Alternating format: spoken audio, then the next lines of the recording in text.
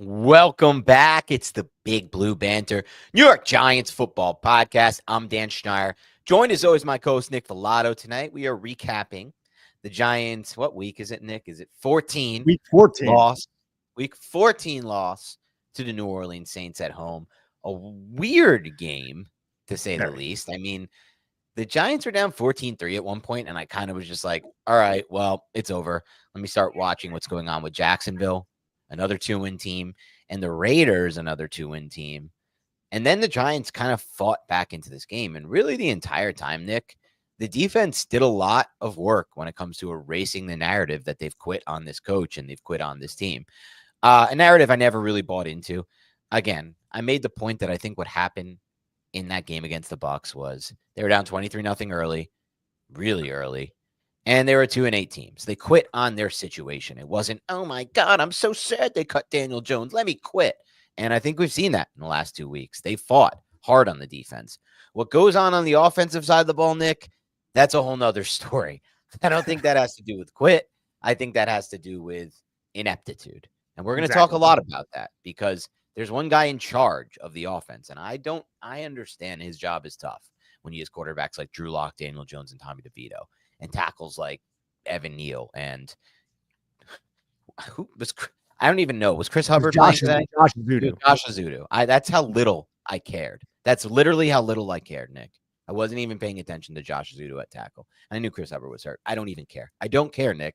It's the point of the situation and where I'm at. So, they fought hard. They almost won this game. They kind of should have won this game. They kicked a field goal that went in, and then they got a penalty that I've never seen on the field goal that put them into punt range. They had to punt. Then at the end, they had a chip shot field goal to tie it and go into overtime against like Jake Hayner after knocking out Derek Carr, which would have probably been a win for the Giants. And they blew that too. Not to mention the kickoff too by Amir Smith-Marset. Like that hold on Greg Stroman. It's just, like, I get it, but how many times do you see that? It seemed pretty inconsequential to me, right? But this is a team, though, second week in a row for many things. Second week in a row, Dan, that this team was penalized over 10 times. For this one was over 100 yards. Last week, I believe it was for 98. This is an undisciplined team that is not talented, that is not good. Also, the offense, we talk about Brian Daboll. We said it a lot on this podcast, Dan. This offense, Brian Daboll calls the plays. It all falls on his shoulders. You remove Mike Kafka from the offensive coordinator position. Gotcha. Well, again, this offense does what? Starts 4 drives in New Orleans territory. I think 4 drives they started in the first half, Dan, inside of the New York Giants 49-yard line. They were at midfield or in New Orleans territory multiple times. Want to know how many points they came away with? 3. 3 freaking points. Like, this is an inept offense, and there's just no other way to look at it. No other way to look at it other than saying you can't bring Brian Daboll back at this point, which just sucks. I know it's not all on him. It's certainly on Joe Schoen. It's on the roster. It's on the quarterback position. It's on a lot of different things. But when you are an offensive coach and you put that burden on yourself and your offense is embarrassingly bad, there's no other way you can come back from it. There just isn't, in my opinion. Yeah, and we're going to have to talk about that. We can get into that now or in a bit. We can probably get into that now and then shuffle over to other stuff as we go on. What are you doing, laundry day, Nick? I see the empty mattress over there. I am, but my dog, of course, wanted to get up and leave the room after he heard us talking about the Giants. He got sick about it. He's like, dude, you always talk about this freaking team. I'm sick of it. Like, can't really not know who played left tackle for the Giants. And the answer is yes. I don't care. I don't know. I don't care. I'm done. I am done. I'm done with this team. And, at the end of the situation, Nick, and we're going to talk about Daboll in a bit, but I want to talk about the end of the game, right? The Giants losing versus winning this type of game. I was getting a flurry of texts from people. My brother, who I respect this opinion, Nick, was really angry. He's like, I am going to sell the tickets if he doesn't want to win these games because he just went through this last year and he lost Drake May because of it. So he doesn't want to win these games. It doesn't make him a fake fan for not wanting to win these games. And I'm going to tell you this, Nick. I'm not rooting for them to lose, but I didn't want them to win this game. I'm done. I'm done faking the BS. It doesn't make me a fake fan for not wanting them to win this game. I just watched what happened last year. I don't even like this quarterback class that much. I really don't. I don't care. I still want them to have draft capital. I feel bad for the players. I feel bad for the coaches. I get it. I would have been happy for them. But I wouldn't be happy for me, Nick. I would not be happy for me or the future of this team with a win today. It's a meaningless win against a shit Saints team on a 2-10 season, okay? So I'm just done with that charade of pretending to care about them winning this game. And I'm actually kind of happy, to be honest, that they lost this game. I'm just done lying about that. So I want to start with that. And it does not make you a fake fan if you don't want them winning these types of games. And it sucks because I'm not sold on this quarterback class, but I at least want the opportunity for them to get who they want out of it if they have that. And the only way to do that is by not winning these games. So to me, it's very simple. Now, again, I understand as a fan, there's another side of it, and I respect your side of it too, which is I want them to win every game. It's stupid to ever root for them to lose. This is football. They're playing for it. And again, I am not saying I want them to lose. I'm just saying the end result for me, I would prefer to not be a win at this point. And so at the end of that game, I was getting a lot of texts from fans, Nick, that were like, oh my God, we're doing this again. Just like last season, we're going to win this game. But the Giants did ultimately end up losing this game, which hopefully for them will be better long-term. But I don't even feel like this is any kind of win. I want to make that clear, Nick. I'm not happy they lost. Let me make this clear, and this will be the final thing. I'm not happy they lost. I'm not happy no matter what. Nothing about this team makes me happy. I'm actually really disgusted with everything about this team, but I'm less unhappy that they lost this game than I would be if they had won this stupid game. Of course, I don't look, there's no gatekeeping how you want to root for this team. This team sucks, and it's all cumulative, right? Like this rolls over into next year and it has a direct impact on your draft situation. So I'll never begrudge somebody for saying these games are meaningless. This team has already displayed such a mediocre state that I can't respect them. I'm just waiting to turn this page, this chapter of the 2024 New York Giants. I'm waiting to turn that page. Welcome 2025 with open arms. And then we can use that draft capital because of this mediocre, shitty chapter that we're reading right now to benefit us moving forward. Like I completely understand that. I think a lot of Giant fans would understand that at this point. So right now it's just who's making those decisions moving forward. And that's what it comes down to. Is Brian Daboll going to be the coach of that quarterback? He's this quarterback whisperer. Did he ever really get his guy? I'm not really sure. Does he deserve a shot? I don't know. Does Joe Schoen deserve a shot? That's very debatable, right? With the product that's out there right now, with the neglectful nature of the Giants quarterback room.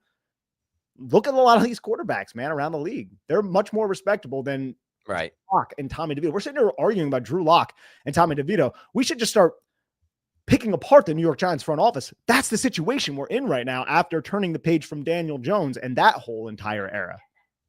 Yeah, you're right. And I think they go hand in hand, right? Because part of why I'm less unhappy, again, I'm not happy they lost this game, but less unhappy than I would be if they had won this game is because I don't believe in Brian Daboll and I'm running out of steam there. And I'm very close to the edge of it's like a string that's about to break for me as far as me saying, that's it. I'm done. I have no interest in bringing back Daboll. So if I don't have interest in bringing back Daboll, why would I give a flying you-know-what about them winning these games? Personally, you know me, I don't really believe in the carryover effect anyway. Remember the Joe Judge season when they won those meaningless games? Oh, it's going to work for next year. Build momentum. No momentum was built. They were horrible next year. And it happens all across the NFL, across the board. You win by personnel and you win each season as individual, in my mind. It's different. Unless you're a good team, then you could actually build on it. A la the Lions. They built on it and they've built their team. But like if you're a shit team winning meaningless games, it doesn't carry over. So first of all, that. But second of all, if you're not even going to bring the coach back, why the hell do I care about them winning games for this coach? If you're not going to bring the GM back, why the hell do I care about them winning games for this GM?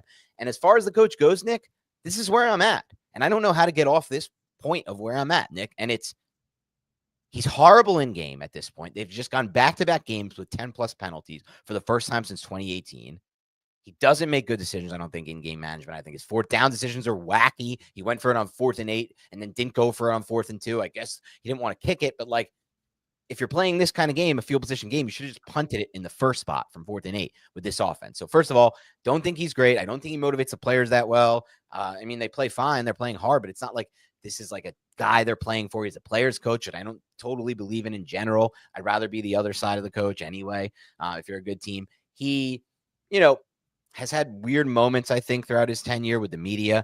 That I'm less concerned with. But then you the other side, all he's really offering on the plus side at this point, Nick, is a supposed quarterback guru and offensive genius. And yet the defense with a skeleton crew today, missing almost everyone except for Brian Burns and Kayvon Thibodeau, was able to play great and play hard. The offense can't find its way. And it's looking like the From Glennon days. And now I know part of that is the like, this is football, Nick. If you don't have a quarterback and offensive tackles, it doesn't really matter what your coach is going to do. But he needs to think of there needs to be some way to generate offense here, right? Like, especially when you're 3 years in.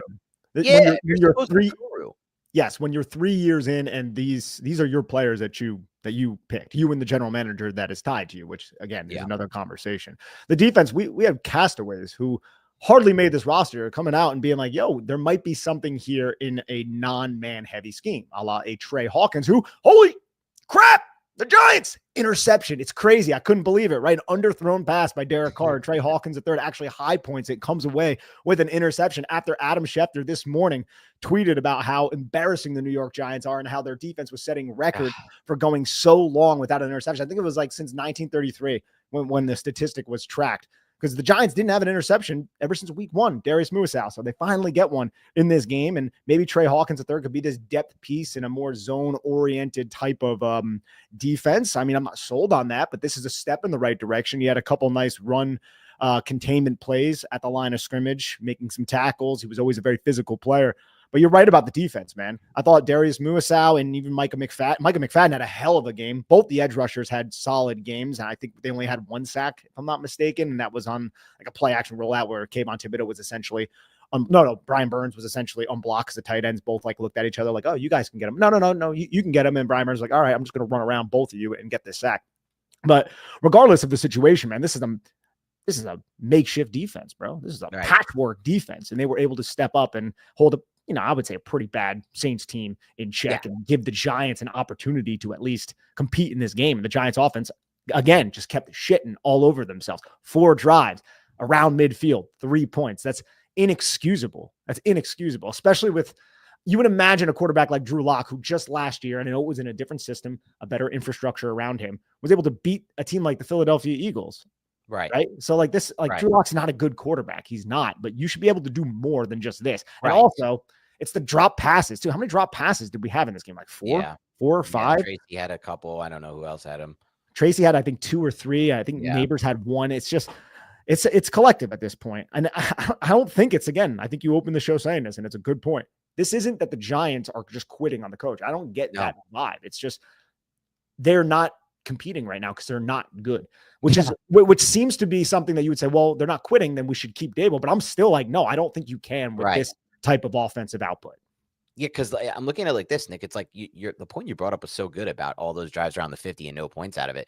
That's situational football. I feel like situational football has been awful under Brian Daboll throughout the entire tenure. Even we talked about in 2022. We did during that 3-7-1 stretch. There were moments where the situational football was awful. Even just little things like putting a Dory Jackson back on the punt return or bringing back out Richie James after his first fumble. Like just little situational things. These times when you're around midfield, times when you're in the red zone, you're not coming away with points. You're doing stupid things. So if this guy is not a good situational football coach and he doesn't have this team prepared for what they need to do in situations to maximize points, Nick, he is not having them prepared from a penalty standpoint at all. They're racking up penalties. He cannot generate offense with Drew Lock, something that what's his name was able to do last year. Shane Waldron, for God's sake, was able to do that last year. Do people actually think like Graham Gano did that on purpose? Like, there's just like people commenting in the section and being like, oh, well, I think it's more of a joke, but I just want to do it. I'm sorry to cut you off, Dan, but people like saying, Travis, right here, I'm going to read it. So last year you were happy to have them tank and let Shane and Daboll pick their quarterback, but this year they are doing just that, and now they need to go. Do you actually think, Travis, that Brian Daboll's like, yeah, we're going to tank to get a higher pick? You actually think that's going on? Like, come on. Do I even need to dignify this with a response? That's silly. Of course, that's not at all. I think you'll realize you're wrong when these guys are fired. Like, and if they're brought back, then you can leave your conspiracy open, and I'm willing to entertain it to some extent, but no, I don't believe in that at all. This team just sucks. Daboll, like I said, bad situational football coach, bad preparedness and taking penalties. Not, in my mind, generating offense with Drew Lock. I mean, Shane Waldron, of all people, was able to do last year, Nick. Shane freaking Waldron, okay? And you have Malik Neighbors out there. You have some talent out there. Like, it's not like they have nothing going on. Tracy, like, the fact that he can't generate any offense at all, it's a bad sign for Daboll. Like, I don't really understand or see any real reason at this point to bring him back. I don't think he's anything that special. And I think they can find, and I love his demeanor with the players anyway, by the way. And I think they could just find something as good. Like Liam Cohen was found this year as an OC, Nick. Like, you can find a Liam Cohen. Like, Daboll's not better than Liam Cohen in my mind. He's not offering more than Liam freaking Cohen, who's had every single injury possible at wide receiver and worse at times and like sit down at times and still generates offense for the Bucs. Like, I just don't get at this point why I would want to bring Daboll back anymore. I'm done, like, to draft the next quarterback. But why? What has he done? Josh Allen, we're giving him credit for Josh Allen, or are we going to give credit to Josh Allen to him, the actual player who put in the work to work on his mechanics, upper body, and work on his footwork in the offseason with his quarterback trainer and coach, not Daboll. Daboll wasn't working with him one-on-one. And then at the end, Daboll was not calling good games for Josh Allen. He lost his job because of it. He didn't lose his job, mutual parting of ways type of thing from the offensive coordinator role. But like every Bills fan was onto it by that point. So like, I don't really understand what is the reason at this point to bring him back other than to draft the next QB. Yeah, exactly. And we've talked about this now for about 3 weeks, and it's starting to just it's really so bad. I hate this freaking team. Like, I'm crashing out over nothing. Like, we're 2-11. I shouldn't be crashing out, but I am, because I'm mad that we have to go over the tanking or not tanking shit, Nick. I'm mad we have to watch this every week. It's a terrible product, and it's unbelievable, really. And you saw before the game, which we didn't talk about yet, a Giants fan bought a plane to fly a message over MetLife Stadium. John Mara, you've designed a disaster, or whatever he said. This is a disaster. You've dumpster fire you put together, save this team or fix this team, whatever it was. Yeah. But like, what is the solution, Nick? Because I'm at a loss at this point. This team is horrible. I don't know. Like, I don't know how to get out of this unless one of these quarterbacks is truly special. Yeah, I mean, I don't even know if it takes someone being truly special. Like, that's the ideal. But if you just find somebody who is above average, somebody who can not only just keep your offense on track, but can create explosive plays. I mean, there's a lot of quarterbacks in this league right now. If we wanted to get creative and say, if the Giants had this quarterback at the beginning of the season, this team is not 2-11. This team could be competing for the playoffs. And I think quarterbacks like obviously Baker Mayfield and players like that who have been journeymen fall into that category. So I don't know if they have to, like, any of these young quarterbacks have to be Patrick Mahomes, right? I just think they need to be a promising leader who has traits that you can develop upon and who can incrementally get better and grow with this team. And I just don't know if these guys are that yet. Okay. That's good to know, Nick, and good to frame it in that perspective, Nick, because it's just good to take a deep breath at times myself and just think about, like, what I'm seeing right now, what we're seeing right now isn't how this always was this season. They were a different team in the first 5 weeks when they were healthier and before, like, the shit collapsed to this point. So I don't want to just think about it like, wow, because this current state, I find them to be very hopeless. Like, I don't think a quarterback is going to fix this at all, unless, of course, it was like Joe Burrow, who's not in this class in my mind. But like, maybe I'll be wrong. We'll see. I just feel like we'd see it already if there's one of these guys was Burrow. But I hope to be wrong, I guess, if they take one of these guys. But like, it feels hopeless, but it's a good point by you. Like, let's not think just about what's left on this team right now and the product they're putting out week now, because they're down their 2 tackles, right? They're down now Runyon and maybe Schmitz. The whole line's collapsing. They're down their starting quarterback. And let's be honest, as bad as he was, and he was really bad on tape and much worse than a lot of fans were willing to give him credit for. Daniel Jones is a much better quarterback, as bad as he was, than Drew Lock and Tommy DeVito. It's really like, it goes one of 2 ways with Joe Schoen. Either he intentionally went into this year like, we're not ready to compete. We're just going to let this quarterback situation ride out as it is. And that's like the good side of it. It's still not a good side. Or the other side of it is, wow, I actually think we can go into a year with Jones, DeVito, and Locke as a serious quarterback room and try to win football games over a course of an 18-game season. That is the worst side of it. That's the fire you now kind of side of it. I'm giving him the benefit of the doubt that he's on the first side of that, because the other side of that, I have no interest in. Can it be both? If he ever thought that. It could be a little column A, a little column B, right? I hope not. I hope it's no column B. Like, if you watch the tape of Jones and still thought, I'm going to make this contract work by getting him Neighbors and the O-line, then you're a terrible general manager and a terrible evaluator, in my mind, at least. I'm pretty sure that's what I think the decisions that he made after giving the contract to Daniel Jones we're going to ride this year out and we can get out of this contract after this season. I don't think maybe he wanted to pour too much money into the quarterback position, but he wanted to find a quarterback just in case Daniel Jones wasn't ready. And maybe it was just a misevaluation on Locke, that Locke could be that guy. Because if you remember, Tommy DeVito was a little upset that he wasn't bestowed the number 2 quarterback. He's like, they better be careful if they put me on practice squad. Yeah. The delusions of grandeur in this quarterback room. It's unbelievable. Yeah, no, my point is, though, man, with Locke, I think they just thought he was going to be a little bit more than he was. And when they got him into training camp, they realized this guy cannot run or Daboll realized this guy cannot run my offense. And that's one of the reasons why they ended up going with DeVito, and then DeVito struggled, and then Locke was somewhat forced into the starting lineup because of the wrist injury to Tommy DeVito. And even right now, Locke started this game 0 of 8, and you could say, yeah, but like 2 of those passes were dropped. I'm not making any excuses for Drew Lock. I don't think Drew Lock is that great of a quarterback whatsoever. I still think the Giants should be starting Drew Lock over Tommy DeVito if Tommy DeVito is not in their long-term plans. And I don't know what Tommy DeVito has done to earn a spot in their long-term plans. Yeah. And yeah, I completely agree with you. I look at this quarterback room and I see Jones as what should be, and he will be, I think, a career backup. And then I see 2 guys in Locke and DeVito that should never play on a Sunday. And that's like where I'm at with this quarterback room, Nick. I don't really think either should be playing football on NFL Sundays. Fine on Saturdays as college guys, maybe go to the CFL or whatever, AFL, wherever you want to play. But these are not guys that should be part of any long-term plan. You should not have to, like, if you're one of these guys, you're QB2, that means you may have to start them in a season because injuries happen all the time to QB1. And that's unacceptable. Like, it's not a product that should be put out there, what they've had with these 2 quarterbacks since Jones was cut, like at that point. And, Jones was, like I said, a career backup, a really good one, and like he was able to pass for the Giants. Like he had like 1 really good game, Seattle, 4 horrific games, Minnesota, Philly, Cincinnati, and the last one, Carolina. A few decent games in there, both the Washingtons, a game where I think he missed opportunities against Dallas. Like that's what a career backup is, right? Like 1 great game a year, 1 or 2 great games a year, and some mediocre ones. But like, I don't think these guys even give them that, Nick. Like, I don't think Locke or DeVito are even going to have a game like Seattle at any point, or even a game like either the Washingtons.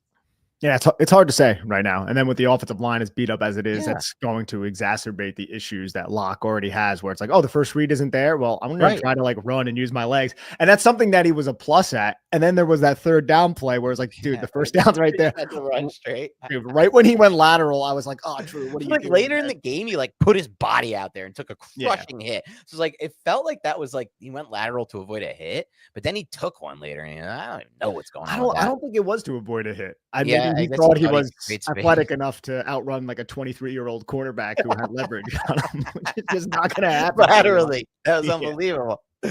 Oh my God, dude. I don't know, Nick. Like this is where I'm at. I really emotionally raw for me. Like I am as angry at this team as I've ever been as a fan. It's not just dejection. I'm literally just angry at them for putting us in this position. I know. Furious. And I don't understand it at all. It's year 3 of a regime. Like, I don't understand how this could possibly be it.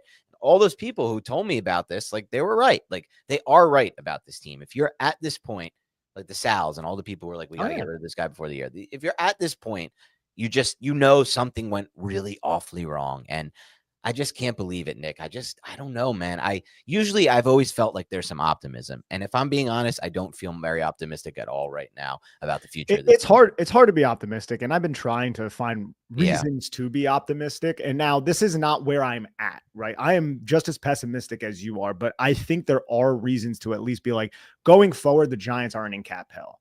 They've gone away with the dead weight of Daniel Jones. They don't have a massive amount of dead cap because of that contract. It's like 22 million or whatever it is, right? It's not like it was when Dave Gettleman gave the team over to Joe Schoen, for instance. So that's one that's one feather in the cap, I guess, for Joe Schoen, is that they are in relatively good cap health moving forward. But we've already kind of talked about this. Like, do I want this guy picking these players? And I'm not necessarily sold on that. So it's a pessimistic place to be. But we could look at Washington and see how quick that turnaround. And there's other teams that have done this too, where they were like, oh, that team sucks ass. True. And then they were able to turn it around just by finding a quarterback spark plug and a couple of veteran leaders to help transform their franchise. And the NFL is that type of league where you can turn your entire image around as a team in less than a season. It's just right now, the Giants, and they're going to have the draft capital. Look, the Giants could be like the Carolina Panthers from last year. That was a worse situation, right? Now, Bryce Young's coming along now, but they traded what ended up being Caleb Williams away to get Bryce Young, and Bryce Young looked horrific. That was a much worse spot, and they traded DJ Moore and all that, right? That was a much worse spot, in my opinion, than where the New York Giants are right now. But it's just, the Giants, we all thought we were out of this mess, this mire, right? We all thought we were out of it. We thought that Joe Schoen and Brian Daboll were going to be the guys to at least allow the Giants to compete like we saw in 2022. And that's just not the case. It was a ruse. It was phony. And now we're back at square one, where it's like, who are the leaders of this team? Who's going to be the general manager making the decisions? Who's going to be the head coach? And when you don't have faith that the guys in those roles right now are those guys that you're looking for, you're kind of left like, if they stay, am I optimistic at all? No. Right. Does the locker room like these guys? I don't know. There's at least reasons to believe they don't. And that's where I think the uneasiness comes from. It's like, yeah, we could turn the page on this season, but if we retain these two, it might carry over quarterback. And then the quarterback may not have that head coach if they keep Daboll and Shane's fired. And then we bring in somebody else and this stuff doesn't get turned around until 27. And next thing you know, I'm freaking in a Walker and the Giants are still pathetic, and that's not what we need. That's funny. I hope it doesn't get to that point, but who knows? My brother's so hopeless on the team. I was texting with him during the game. He just is like, I don't know how we're ever getting out of it. We need another drunk Matt Schneier appearance on the podcast. We should get him on here just to really rip stuff. Yeah, I give him credit, by the way. That was like week 2 of that year, and he's like, we need to fire Joe Judge. He's not the guy. And he was 100% right. Yeah, it was week 2, 2021, after the Giants lost to Washington. Another good example, by the way, of how that momentum, quote unquote, that they supposedly carried over from 2020 did not actually carry over. Yeah. They were horrible right away. You remember the most contentious part of that game too? Well, arguably one of the most contentious. There was a lot of contentious part. There was the Dexter Lawrence jumping outside, the field goal. Yeah, the Darius Slayton drop. Was it Daniel Jones's fault or Darius Slayton's fault? It was just like just line drive, ripped it was a line drive. Yeah, every fan says that's 100% Darius Slayton's fault, but and it could have been a better throw, but that's just drilling a ball on a line. You still got to catch it though. Yeah, you do. I can't understand why you can't just put some air under it and let him run under it. He's like wide open by 40 yards. And dude, that was really in his arsenal. A while ago. Pace on the ball, as you did a great job pointing out over the years. Thank God we're through that. But I look at it, the things you said, Nick, and I'm like, well, Washington did turn it around fast. And when I watch these Washington games, Nick, I see them playing really hard and coming up with big stops on defense. And then I look back and I think about it, and I don't think they really had enough time or resources to fix that horrific personnel situation on defense. So why is that happening? It's a new coach and it's a new scheme, and it's the players rallying around the new coach and the new scheme. So like you said, if we get this new quarterback who could potentially inspire some hope for these players and these teammates, is it still possible to inspire that and go through that if it's the same coach, if it's the same GM, right? And we've even heard rumblings they don't love the GM, these players, Joe Schoen. So I think the Giants are in a spot where, yes, they don't want to start over again, and Mara doesn't want to go through the cycle again because it really shows how inept he is and how inept they are. But it's more inept to try to bring him back because you're like all the things you brought up. One, if it's bad at first, they have to fire him and keep the quarterback. But it's not just that. It's like you're losing the possibility of rallying and becoming like a Washington Commanders of next year. And it's tough, dude, because look just this season, the whole Daniel Jones situation, however you feel about it, that probably did not sit well with some people in the locker room. The Nick McLeod situation doesn't seem like that sat well in the locker room. Especially, yeah. And the evidence of it is Darius Slayton commenting on his Instagram. I can't remember exactly what it was, but Bobby Okereke did something similar. So you have leaders. It makes us look cheap. Yes. And I think and I was at training camp and I watched McLeod. McLeod was always out there before everybody else working. Yeah. He was one of those really hard workers. And just through the years of Nick McLeod being, look, he wasn't a superstar or anything, but everything the Giants asked him to do as a core special teamer and a defensive player, whether it be play safety, apex overhang, or outside cornerback, he did, I would say, at an adequate to above average rate, Nick McLeod. And now he's just cut for money. And in a spiraling season. I don't think the Giants players really appreciated that. Similar to how a lot of Giants or even Carolina Panthers players did not appreciate Dave Gettleman for a lot of the decisions he made. Right. But my point is, like, if you foster or create that culture, there are players who might not want to come and play for you, or there are players who are currently on the Giants roster who may not be interested in re-upping here in New York if Joe Schoen is making a decision. I don't know if those players are at that point, but there's at least reasons to maybe start to look at that based on some of the decisions Joe Schoen has made and some of the social media posts by the Giants players, and start to think, like, where in that transition phase are we going to keep Joe Schoen? Maybe we need to factor this in as well. Yeah, you're right. I know where I'm at, Nick. I'm 98% over the hill on Brian Daboll, 98% fire him. And on Shane, I'm like up at 80, 85. Yeah. And that part sucks because you're really retooling when you fire him. You have to do the whole scouting over. You're really setting the team back so much from all the picks you've made and what will they be on the next thing. But like, I just don't know what else to do at this point. Doesn't seem to me like it can just be bring them back. That just doesn't feel right to me at all. They don't win any games. Like, they've lost almost every game the last 2 years, except for bullshit against the Patriots, Mac Jones interceptions, and all the dumb wins. Dude, listen to some of the names. Okay, not to transition too much, but if we want to take anything away, this defense played well, right? We can admit that. Like, they shut down Alvin Kamara, they shut down some of these, dude, hard. Corey Durden, Greg Stroman Jr., Ty Summers, Elijah Garcia. These are some of the names that were out there, ladies. I could tell you that I don't know much about any of them. Art Green, Patrick Johnson. Care. Like, I don't even remember scouting them in the draft that much.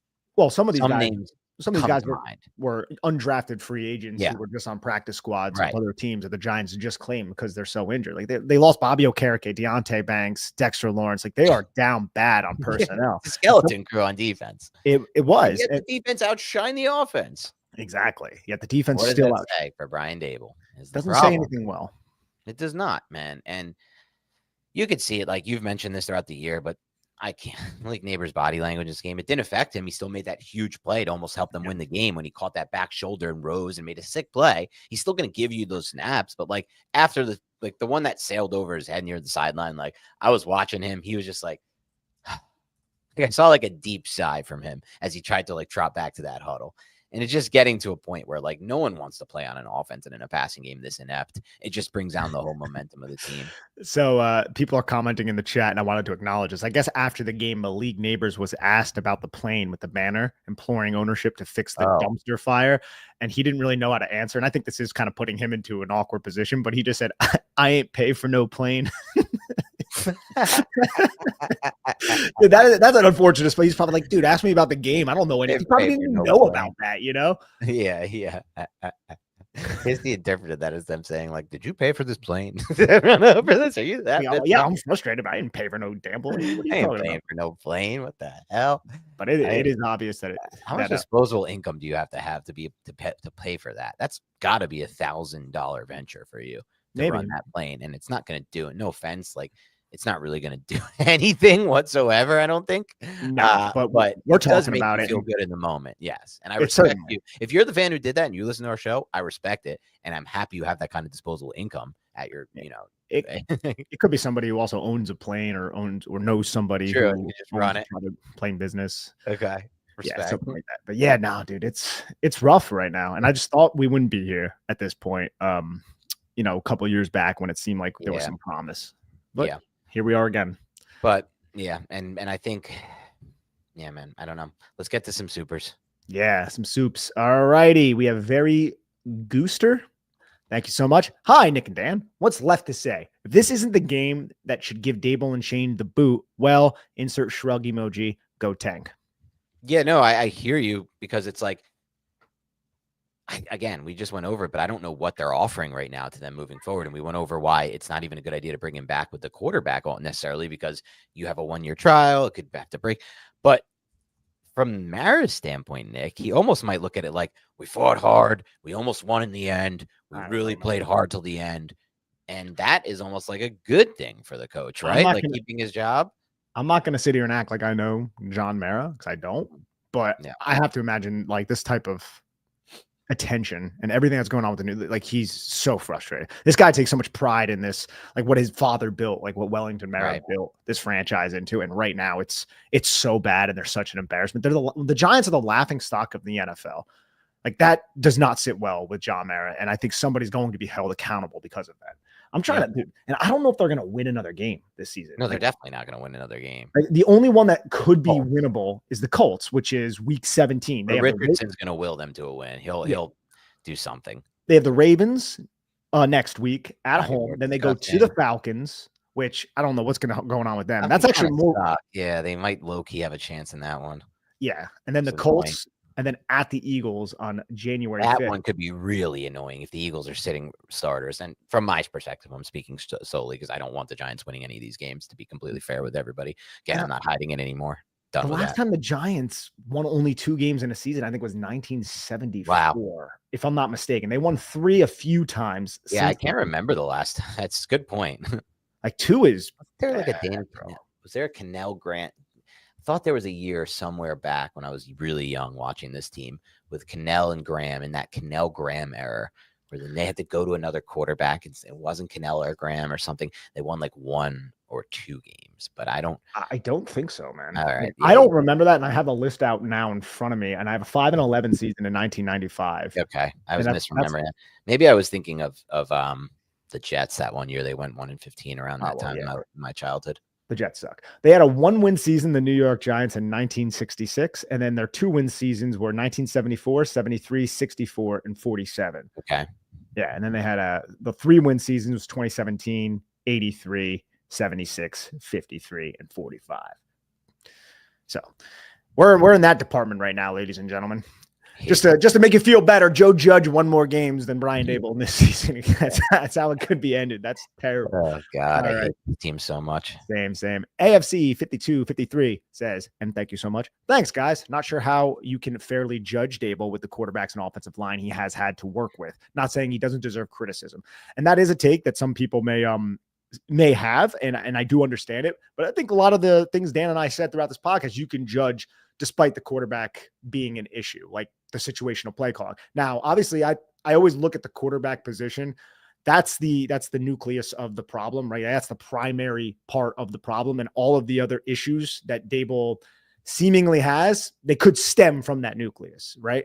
Like he might be making poor decisions because he has to overcome the fact that he does not have faith or respect in his quarterback position. It could be all of that. It's just, are you willing to roll the dice on that? I'm not 100% sure. I'm not personally, but I can understand, I guess, why a fan would come to that conclusion, if that makes sense. Yeah, I get it. Yeah. I think you and I, Nick, are people who understand how hamstrung you can be by a quarterback situation.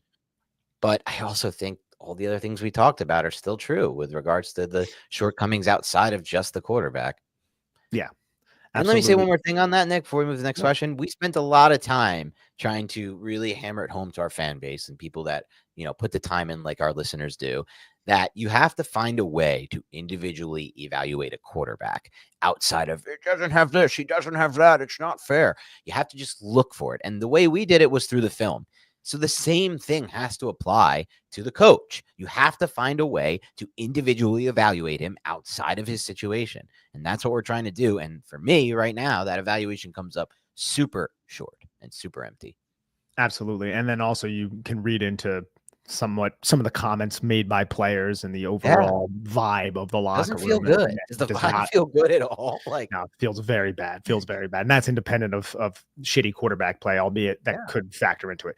Isser Gallogly actually has a bunch of little things he asked us, but I want to thank you first, Isser. I hope I'm saying that name correctly. We're going to go to what he says here, or asks. Shane seems to do smart things, but it is not wise. I get average AVG average positional value, but the players they let go are way above average. Logic is flawed. I think that's an interesting point that he makes, because he's right. When it comes to Xavier McKinney, he got paid like one of the top safeties in the league. He is one of the top safeties in the league. Now, a lot of these players who are, say, in the top 80th percentile of safeties, they may get the highest safety contract. And the next safety who comes up, he could be at the top 85th, or I'm just throwing numbers out there, but you get my point. And he's going to, McKinney might be in the top like 90, 95th. Like he might be one of the best, and he got paid like that. And Saquon is probably a top 3 back in the National Football League with everybody healthy.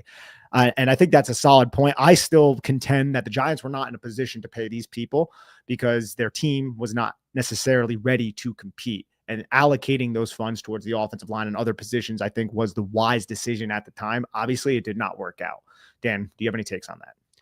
Yeah, I don't think we were as strong about them not re-signing McKinney. I think we started with we wanted them to, and they were just like, all right, whatever. We just kind of like deal with it. I remember we wanted to re-sign McKinney. We were actually probably stronger on that, but then the numbers came out and it was 17 million, and we were like, we can't do that, dude. I guess we can't do that. And it's like makes sense to not sign a safety when you're not competing like that. I do kind of agree with that. It's also like homegrown talent that you don't get often at, and that you finally get on from a valuation standpoint. And he's young, and he's still super young, and he really hadn't hit his peak with the Giants due to injuries and bad luck. So it's like from that standpoint, it's like, and the only reason they even had to make the decisions you said, like, oh, well, we're not going to pay the 17 here so we can improve the line, it's because they dumped 40 million to a shit quarterback, to be quite frank. And that's on them. Like, and so like that's And they missed on Josh Azudu and Evan Right, Neal, and they right, missed on a lot right. of, You're right. They wouldn't have had to if they so made those picks, and those were developing. That's another good point. So horrible quarterback decision, then yes. horrible O-line scouting, like led them to this. But the reality is, like Acer says, they let go of homegrown talent.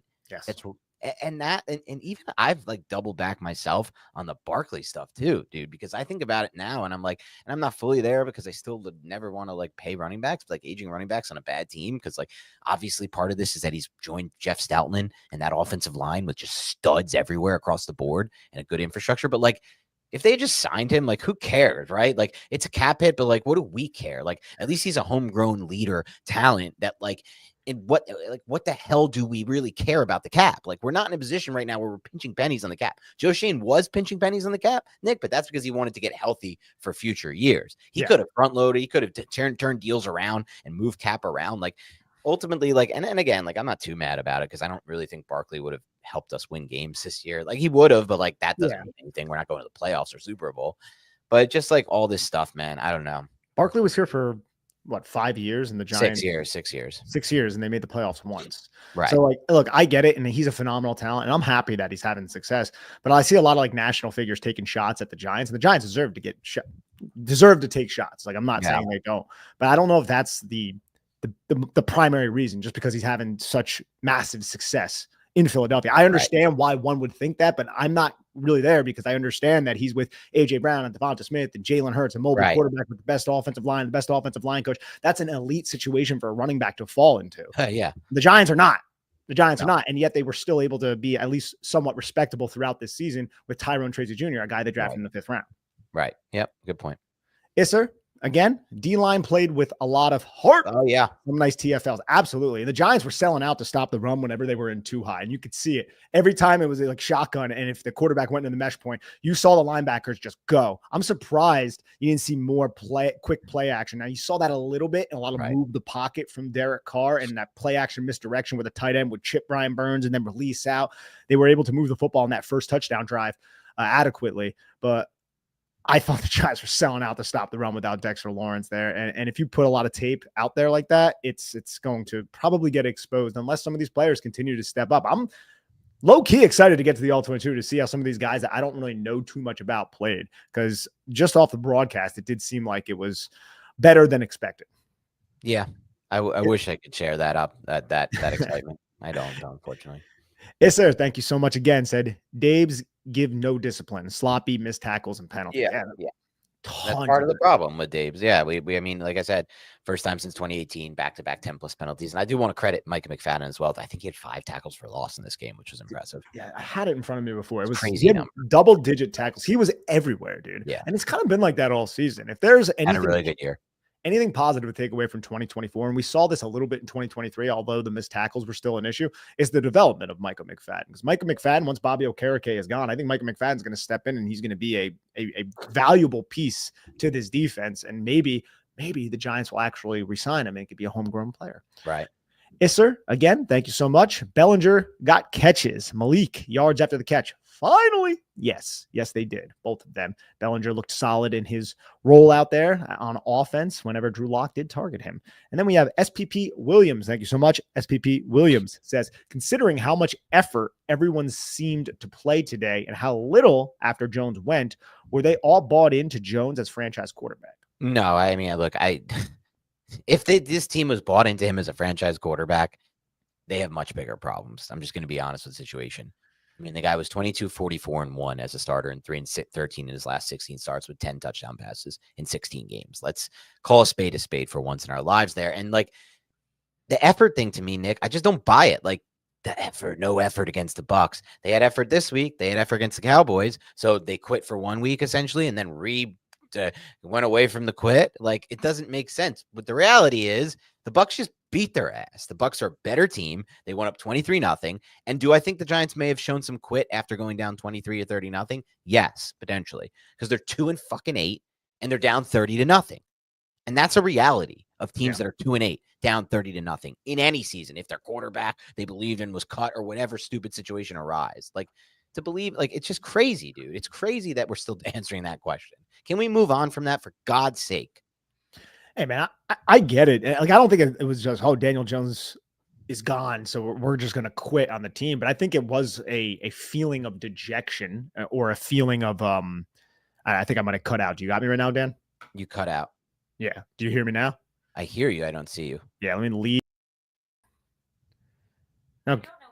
All right. So my screen just cut out. But yeah, no, I think it was just like people were upset with the overall situation of the Giants. This is epic. This is an epic big move answer moment. Keep it going. But yeah, hold on. I agree with you. I think more so what it's saying here, Nick, is wow, you cut our starting quarterback from week 1. We really have no chance now. So it's less so of like it's our franchise quarterback that's elite and going to win a Super Bowls, and more so this is our starter and he's taken all the reps. He's been the guy. He's the guy that gives the best chance to him, which is true because of how bad Locke and DeVito are. And so it's more of that and less of like, I really don't think this locker room was like, no, wow, you cut a franchise QB who's going to take us to a Super Bowl. Like that to me is just crazy. Yeah, exactly. And I think that might be what some of the listeners who are positing that. That's more so what they're referring to. Yep. In my opinion. But those are all of our supers, Dan, as my screen remains dark like my soul as a New York Giants fan. Yeah, I'll get back, guys. Just for everyone listening, I've been really down. I've been really dejected and I've been really angry and maybe unfair and mean to some players and whatnot. But things will turn around for us on this podcast and for us as fan base. And I will be a different podcaster at that point. But I'm at my wit's end with this team and I'm really frustrated and I'm really angry. That's it. And this is funny. A commenter, Very Gooster, says, you think the darkness is your out. Wait, let me see if I can do. You think the darkness is your ally? You merely adopted the dark. I was born in it, molded by it. Good job. Okay? Yeah, I thought great, but it got better at the end. Yeah, but like the thing is, you did not come on to this podcast saying I'm going to make Bane's voice. You know, and you were able to just do it. So it wasn't terrible. It wasn't terrible. Not like the Giants, who are terrible. All right, thank you so much for listening in. Probably thinking I haven't talked about this yet with Nick, but we'll talk after pod. We might probably do something like we did last week. Like a film review type pod. Like we're also talking about other stuff going on. There might be some news tomorrow. Who knows? Like at any point, I think they could fire this coach at this point. It's like a when, not if almost. John Kirk says, Dan, fart again. You will feel better. Again, when it comes to that one time I farted on the pod, I don't even. You're acknowledging it. I did fart on the pod. That's hilarious. Okay. I did fart on the pod. To be fair, I farted on this podcast probably so many times, and I just made sure that it was silenced. Yeah, I just made sure it was silenced. You know what? Sometimes those can be silent but deadly. So at least mine wasn't deadly. It was just loud. You're short, son. I'm not sure. All right, keep it locked and loaded. We'll have content. We don't know what just yet, but we'll have content. So you'll see it on the page. Make sure you like this video. Write a comment. Just help us out. We need your help at this point. I mean, look at what we're dealing with here. It's going to take you a few seconds, and I know I keep asking for it. I'm asking a lot, but if you like and comment, it really changes the whole algorithm of these videos, and then changes our, everything for us, the bottom line, but also just the joy of doing this. Let's be honest. So help us. We'll help you. We'll bring more content on. We're going to start to figure out some stuff that we can do as we work through the rest of the season. But have a great rest of your night, and we'll talk to you soon.